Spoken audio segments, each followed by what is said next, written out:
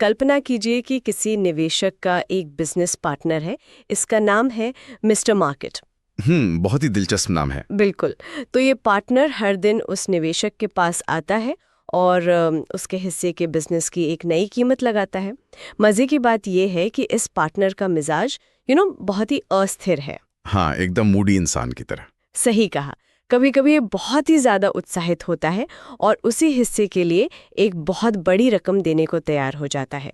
और कभी कभी ये इतना निराश और हताश होता है कि उसी बिजनेस को बिल्कुल कौड़ियों के भाव बेचना चाहता है। हाँ, और इस कहानी का सबसे दिलचस्प पहलू ये है कि मिस्टर मार्केट का ये जो बदलता हुआ मूड है ना, इसका इस बात से कोई लेना देना नहीं है कि असल में वो बिजनेस कैसा चल रहा है।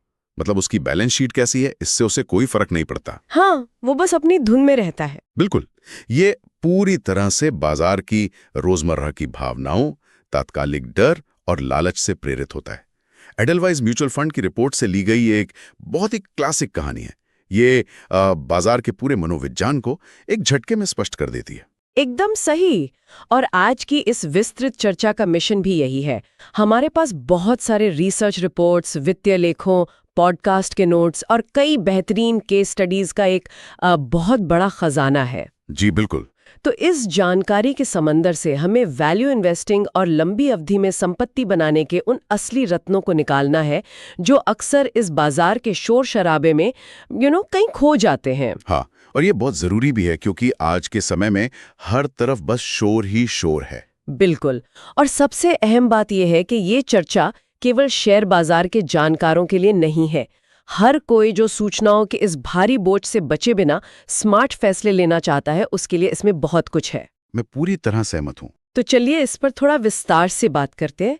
मैं ये सोच रही थी कि मिस्टर मार्केट की इस रोजमर्रा की उठापटक और उसके मूड स्विंग से खुद को बचाने का पहला कदम आखिर क्या होना चाहिए।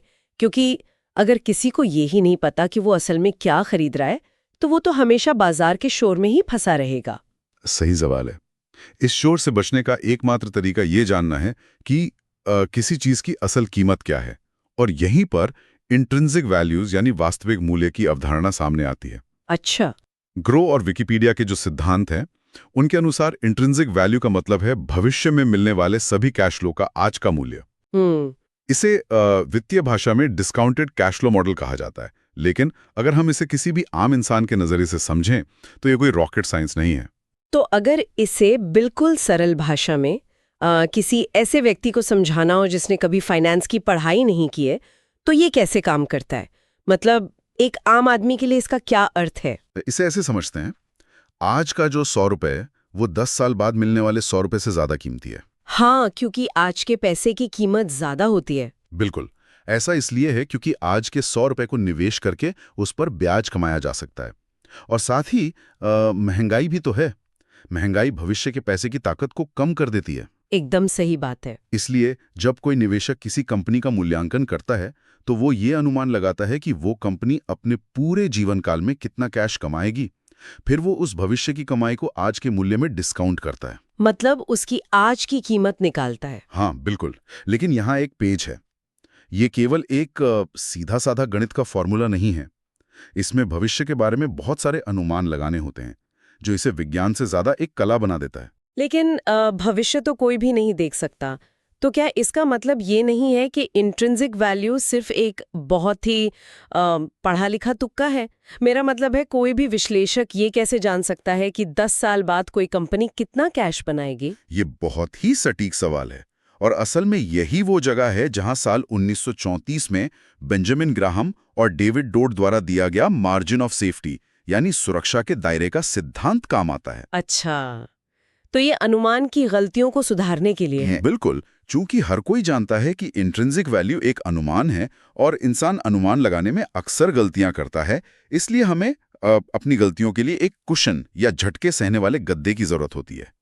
एक सेफ्टी नेट की तरह। हाँ, वॉरेन बफे का एक बहुत ही शानदार उदाहरण इस बात को पूरी तरह से स्पष्ट कर देता है।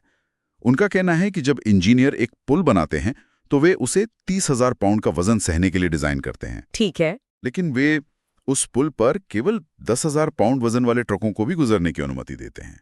अरे वाह! तो ये जो बीच का 20,000 पाउंड का फासला है, वही सुरक्षा का दायरा है, ताकि अगर कभी कोई बहुत भारी ट्रक आ भी जाए या पुल के निर्माण में कोई छोटी मोटी कमी रह गई हो, तब भी पुल ना गिरे। एकदम सही पकड़ा आपने। ये तो बिल्कुल वैसा ही है जैसे कोई व्यक्ति पुरानी कार खरीदने जाता है। कोई भी सिर्फ कार के ऊपर लगे स्टिकर की कीमत नहीं देखता। बिल्कुल नहीं। वो यह भी देखता है कि कार के इंजन की हालत कैसी है, भविष्य में इसकी मरम्मत पर कितना खर्च आ सकता है और ये कितने साल और चलेगी। वो इन सब चीज़ों का अनुमान लगाकर एक कीमत तय करता है। और फिर मोलभाव करता है। हाँ, और फिर वो कोशिश करता है कि कार उस तय कीमत से काफ़ी कम में मिल जाए, ताकि अगर कल को गियरबॉक्स खराब भी हो जाए तो उसे कोई बड़ा नुकसान ना हो। यही तो निवेश का मूल मंत्र है। बेहतरीन और मजबूत कंपनियों के लिए $1 की चीज 90 सेंट में मिलनी चाहिए, और जो थोड़ी रिस्की कंपनियां हैं उनके लिए वो 50 सेंट पे मिलनी चाहिए। तो जोखिम के हिसाब से मार्जिन तय होता है। हाँ, ये सुरक्षा का दायरा ही है जो एक निवेशक को रात में चैन की नींद सोने देता है, भले ही अगले दिन मिस्टर मार्केट कितनी भी चीख पुकार क्यों ना मचाए। लेकिन यहाँ एक तार्किक सवाल उठता है, अगर भविष्य का अनुमान लगाना इतना ही मुश्किल है और हमें पता है कि हम गलत हो सकते हैं, तो फिर हम सही दांव कैसे लगा सकते हैं? यही तो असली खेल है। क्योंकि इस सुरक्षा के दायरे को भी सही तरीके से तभी मापा जा सकता है जब हम उस व्यापार या बिजनेस की बुनियादी बातों को गहराई से समझते हों। मुझे लगता है कि इसका एकमात्र तरीका यह है कि हम सिर्फ उसी खेल में उतरें जिसके हम मास्टर हैं। और यहीं से हम वॉरेन बफे और चार्ली मुंगेर के सबसे शक्तिशाली मेंटल मॉडल की ओर बढ़ते हैं। इसे सर्कल ऑफ कॉम्पिटेंस यानी अपनी योग्यताओं का दायरा कहा जाता है। अच्छा। इस सिद्धांत का सीधा सा अर्थ है कि निवेश केवल उन्हीं क्षेत्रों में करना चाहिए जिनकी आपको बहुत गहरी और स्पष्ट समझ हो। तो मतलब हर जगह हाथ पैर मारने की जरूरत नहीं है? बिल्कुल नहीं।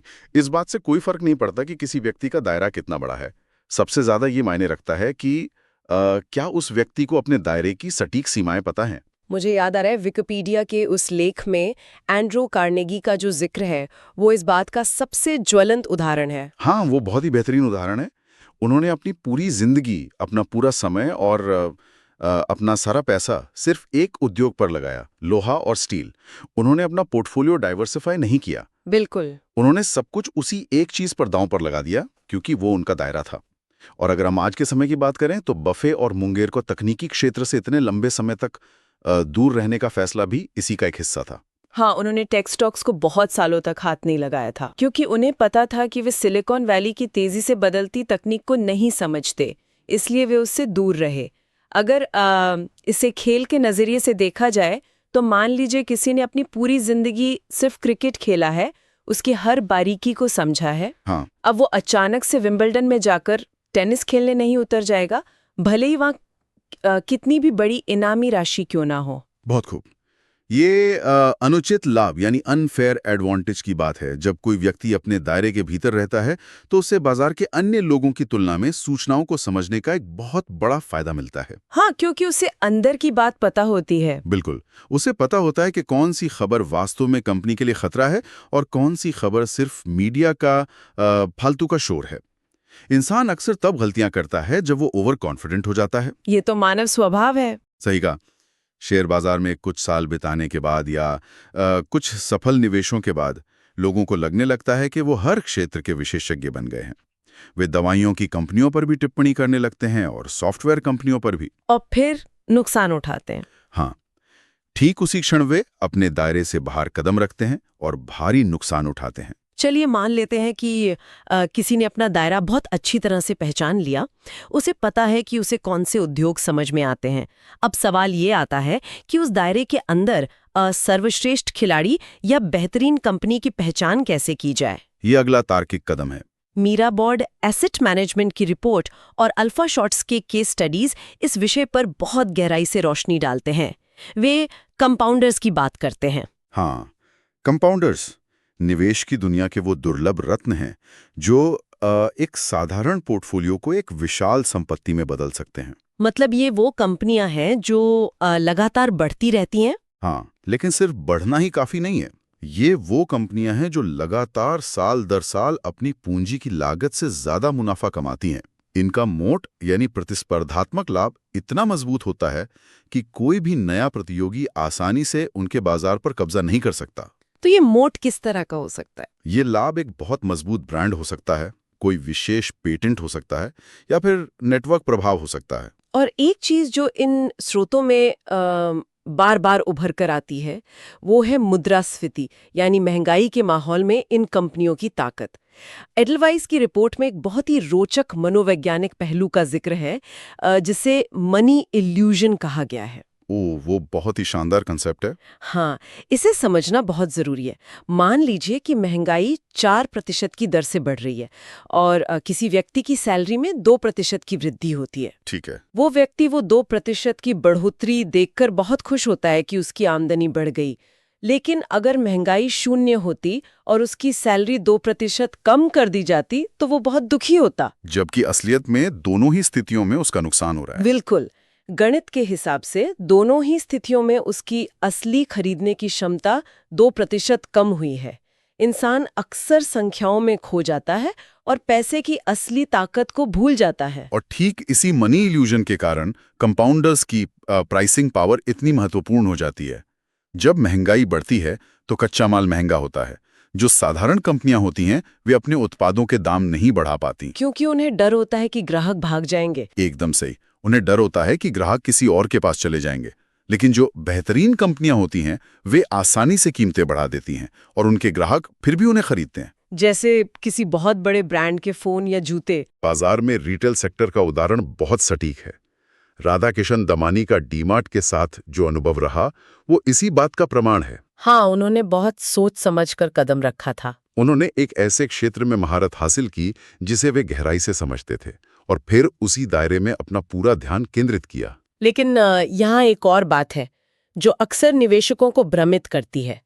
मैं देखती हूँ कि आज के समय में हर कोई सिर्फ ग्रोथ के पीछे भाग रहा है। हर कोई चाहता है कि कंपनी रातों रात दुगनी या तिगुनी हो जाए। ये आज के बाजार की कड़वी सच्चाई है। स्टार्टअप्स के दुनिया में तो किसी भी कीमत पर ग्रोथ का ही मंत्र चलता है। तो क्या तेजी से बढ़ना हमेशा अच्छा नहीं होता? ये सारी रिपोर्ट्स और स्रोत विकास से ज्यादा टिकाऊपन यानी सस्टेनेबिलिटी पर इतना जोर क्यों दे रहे हैं? ये निवेश की दुनिया का सबसे बड़ा आहा मोमेंट है जिसे समझना बहुत जरूरी है। विकास या ग्रोथ अपने आप में कोई जादुई चीज नहीं है। अच्छा। हाँ, ग्रोथ केवल और केवल तभी कोई वास्तविक मूल्य पैदा करती है जब कंपनी उस पूंजी पर अपनी लागत से ज्यादा कमाई कर रही हो। इसे वित्तीय भाषा में पॉजिटिव स्प्रेड कहते हैं।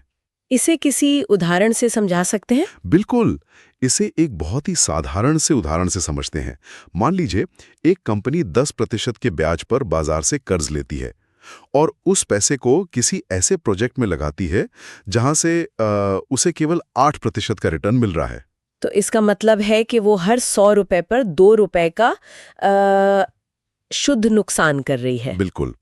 अब सोचिए कि वो कंपनी इसी गणित के साथ अपनी ग्रोथ बढ़ाने का फैसला करती है। वो और कर्ज लेती है और अपनी ब्रांच की संख्या 10 से बढ़ाकर 100 कर देती है।